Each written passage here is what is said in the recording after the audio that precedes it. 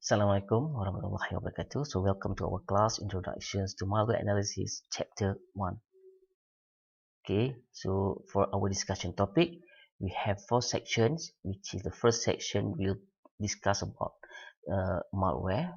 Next section number 2, we are going to discuss about malware analysis. Section 3, types of malware analysis. For example, we have a static analysis, dynamic analysis, and the last section we are going to learn how we can set up a safe lab environment.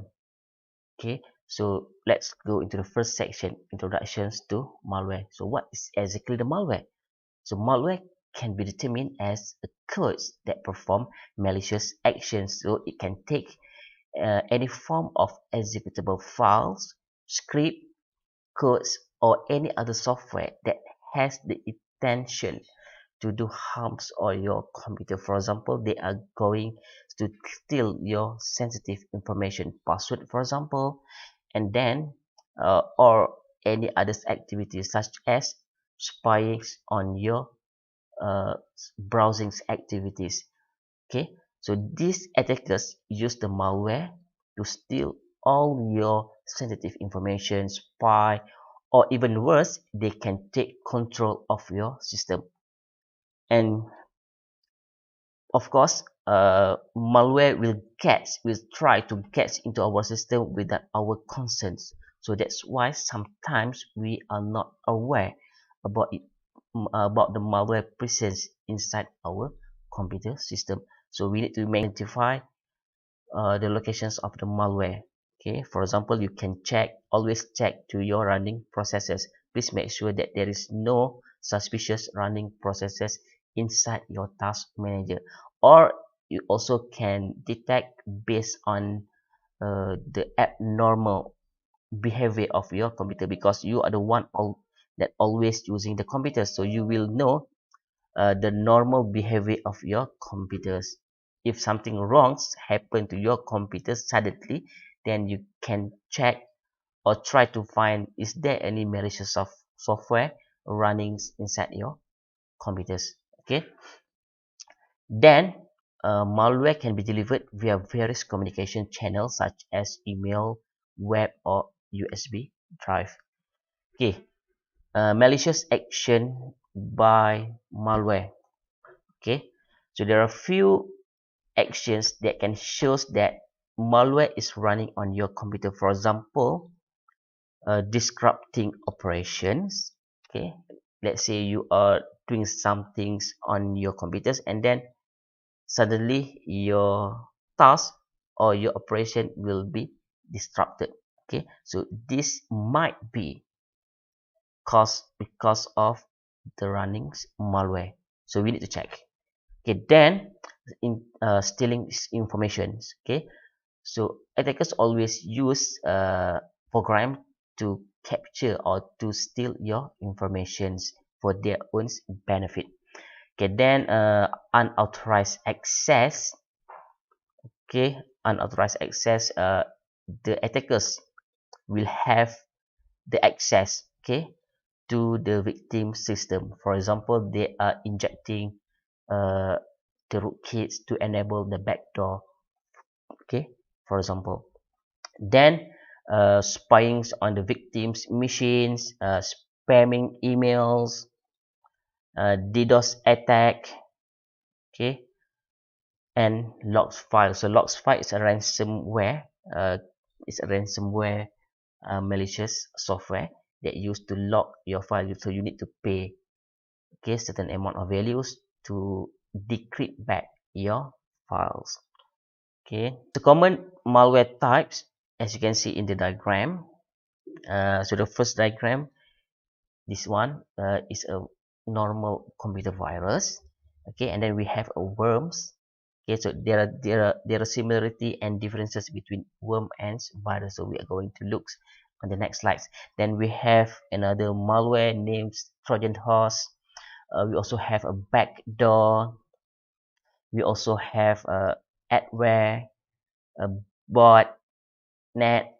Okay, this one is stealing informations. Uh, then we have a ransomware rootkit.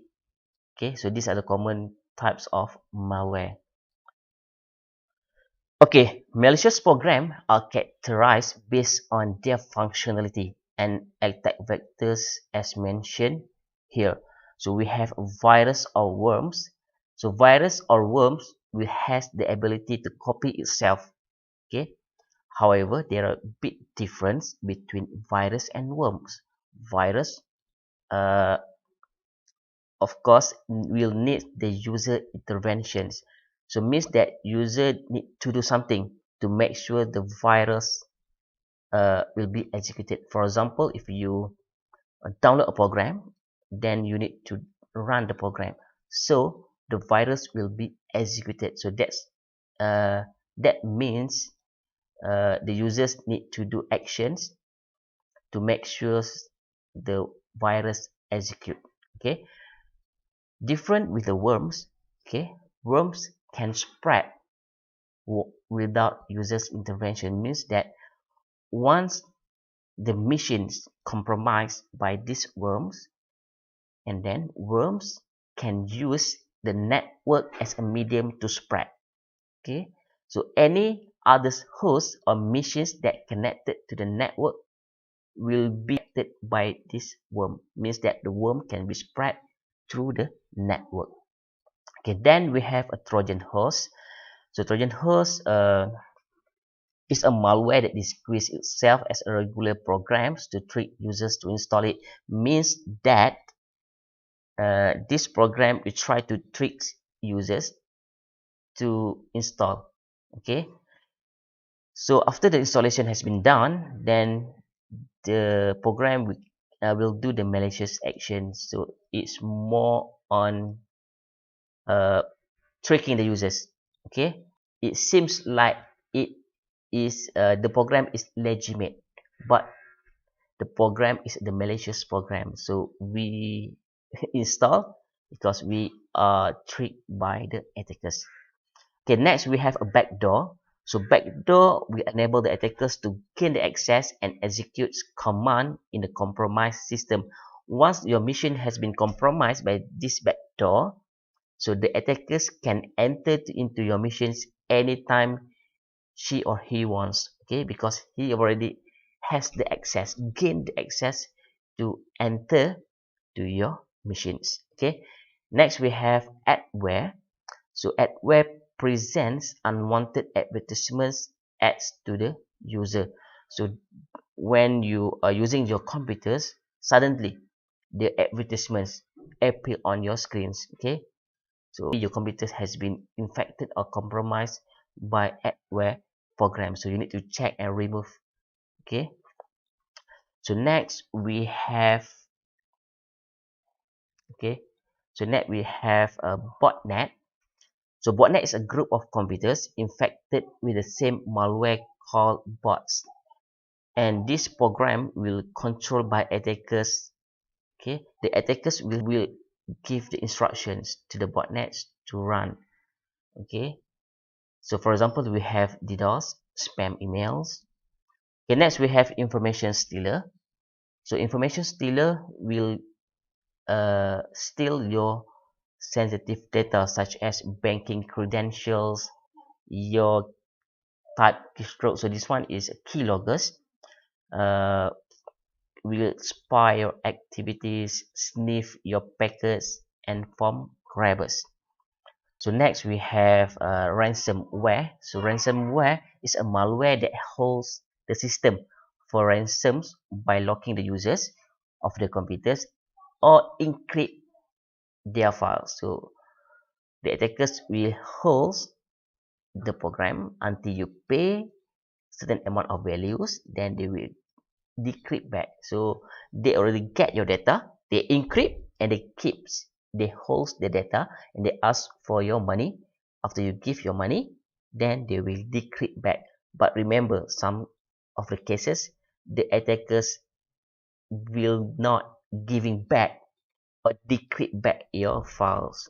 Okay, because for them, as long as they get the money, that is their motive. So they doesn't need to decrypt back your file. So it's, and last we have a rootkit. Okay, so rootkit is a malware that provides the attackers with privileged access to the infected system and conceal its presence or the presence of the other software. Okay, once you infected by the rootkit, the attackers will have the control to your system, and what they can do lots of activities. For example, they can get your data and they pass your data to their server. Okay, they steal your files, they pass all the information, all the files to their machines. Okay, section number 2 is intro to malware analysis. So what is malware analysis? So malware analysis is the study of malware behavior. So the objective of malware analysis is to understand the workings of the malware and how to detect the malware and eliminate it. So that is the main purpose of malware analysis. So we already have the malware, we open up the malware and we analyze how the malware behavior, what is the malware behavior, and what kinds of characteristic that we can use to make sure that this malware can be detected. Okay, and then how to eliminate the malware. Okay, so it will involve analyzing the suspect binary in a safe environment. The safe environment means we need to use our virtual machines. Okay, and then functionality so that better defense can be built to protect an organization's network. So once we know that this malware, the behavior of this malware, so we can plan a better defense to make sure that our organization is can be protected by this malware. So why malware analysis? Okay, so there are 5 reasons why we need to do the malware analysis. So first is to determine the nature and the purpose of the malware. So once you do the malware analysis, you will know what is the purpose of the malware. Is it this malware is a rootkit, is a Trojan horse, or just a normal virus that cause a harm to your machine? Okay, so we can know the purpose and the nature of the malware. Okay, then second point is to gain an understanding of how the system was compromised and its impact. Okay, so at least we know what will happen to our system. Okay, once our system has been impacted with this malware. So once we complete the malware analysis, we can see either this malware is copy our files to certain location, for example. So at least we know what will happen to our system. The third point is to identify the network indicators associated with the malware, which can then be used to detect similar infection using network monitoring. So now, after the malware analysis has been done, so at least we know the behavior of this malware. So at least in future, we can set up a network monitoring and then make the configurations to make sure that our network monitoring has the ability to detect the similar program. Okay, because we already know how the program, how the previous malware works. So at least for this kind of malware or any similar malware that use this technique, so we can detect.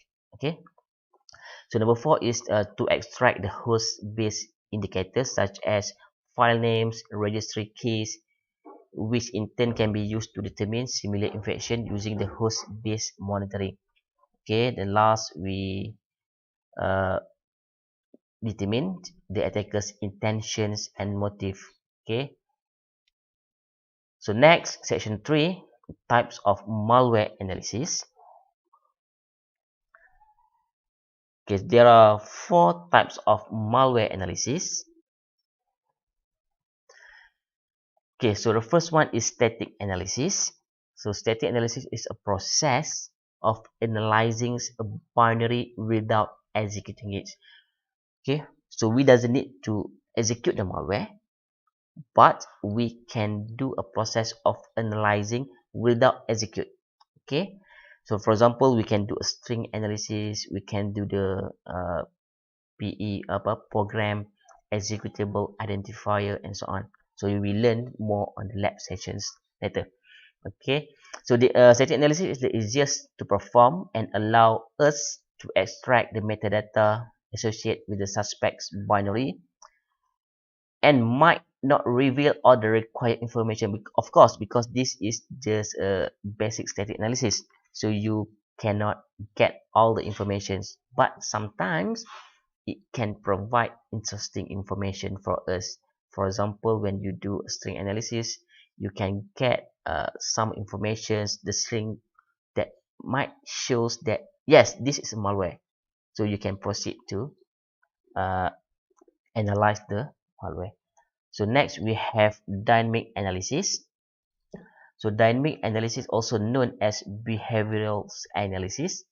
So dynamic analysis is a process of executing the suspect's binary in isolated environments and monitor its behavior.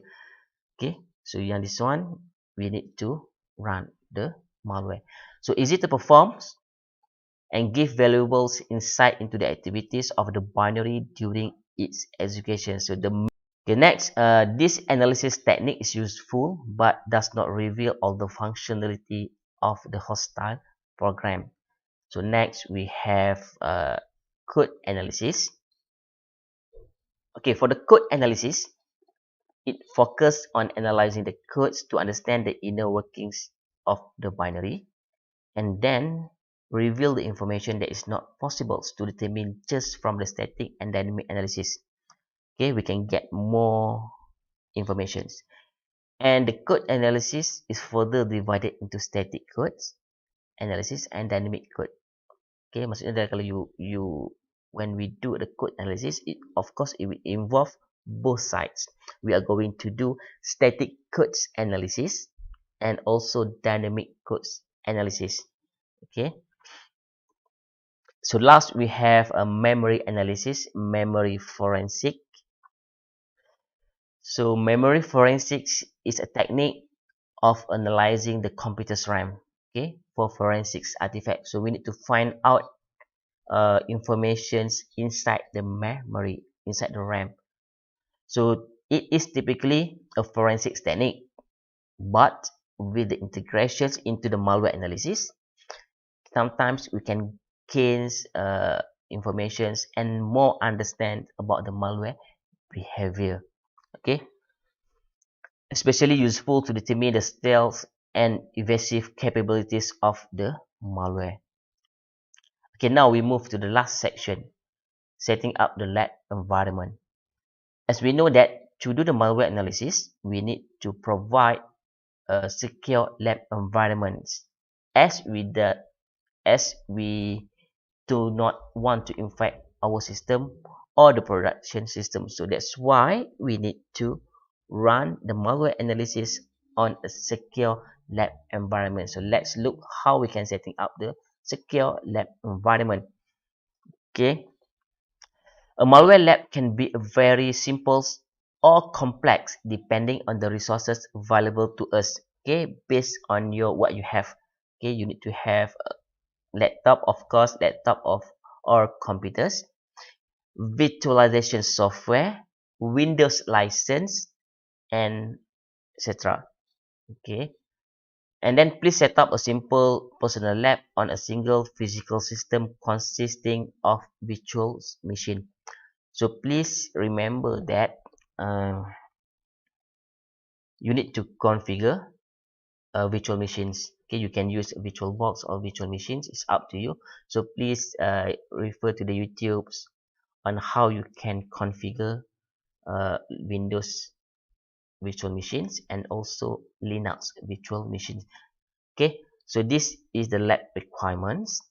Okay, you need to have a laptop. Of course, you need to have a laptop, a physical system that running base operating system. Is up to you. Either you want to run your physical machines running on Linux, Windows, or Mac OS. Then you need to install VirtualBox. or VMware.